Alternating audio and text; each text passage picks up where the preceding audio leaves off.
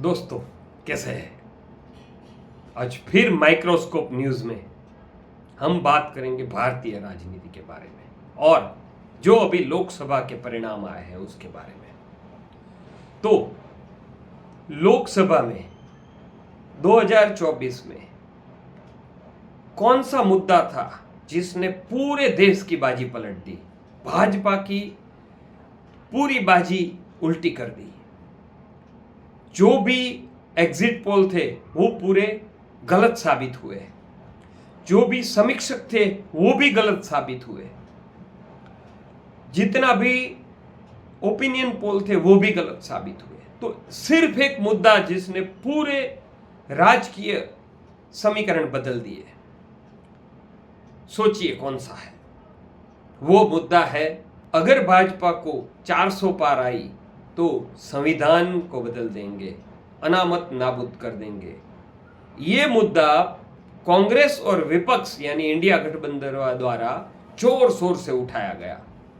कहीं पर कुछ भाजपा के नेताओं ने, जैसे ज्योति मिर्धा राजस्थान से है, किरोड़ीलाल मीणा है राजस्थान से, लल्लू सिंह है जो अयोध्या के उम्मीदवार थे, उन्होंने कहीं ना कहीं ये मुद्दे की बात की थी।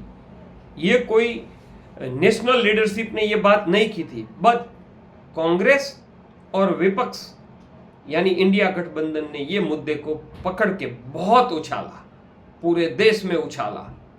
और उसका इम्पैक्ट ये हुआ कि हर एक राज्य में जहां जहां पर ये मुद्दा असर करता था वहां पर भाजपा का वोट शेयर कम हुआ। और कम कितना हुआ ये आप देखेंगे तो आप चौंक जाएंगे। मैं आपको कुछ आंकड़ों से बात करता हूं तो पूरे भारत में एससी यानी शेड्यूल कास्ट आरक्षित सीट, दलित आरक्षित सीट है वो 84 है। सोचिए कितनी है, 84। और भाजपा को 2019 में मिली थी 46 सीट, 46 सीट, जो 2024 में घट के हो गई है 28, यानी 18 सीटों का नुकसान। और कांग्रेस को 2019 में जो सीट मिली थी वो 6 सीट थी, जो बढ़ के हो गई है 21, यानी 16 सीटों का फायदा। कांग्रेस और भाजपा के अलावा झारखंड मुक्ति मोर्चा, तृणमूल कांग्रेस, एलजेपी-आर और समाजवादी पार्टी वगैरह को जो मिला है फायदा और नुकसान वो अलग बात है। समाजवादी पार्टी को 2019 में एक भी सीट नहीं मिली थी आरक्षित सीट, जो इस बार 7 हो गई है। सिर्फ एक मुद्दे का असर देख लीजिए। और कांग्रेस, राहुल गांधी, विपक्ष, इंडिया गठबंधन सब ने हर जगह ये मुद्दे को बहुत उछाला था, बहुत उठाया था कि अगर भाजपा 400 पार जाती है तो आरक्षण बदल देंगी, संशोधन करेंगी, दलित आरक्षण और आदिवासियों का आरक्षण जो है वो खत्म कर देगी। और इसकी असर गांव-गांव तक हुआ। अभी हम एसटी यानी शेड्यूल ट्राइब, जो आदिवासियों का आरक्षित सीट है, उसके बारे में बात करते हैं। तो टोटल भारत में जो टोटल सीट है एसटी आरक्षित वो है 47। उसमें से भाजपा को 31 सीट मिली थी 2019 में, सोचिए, जो इस बार घट के 25 हो गई है। और कांग्रेस को सिर्फ 3 सीट मिली थी 2019 में, जो बढ़ के 11 सीट हो गई है, 8 सीटों का फायदा।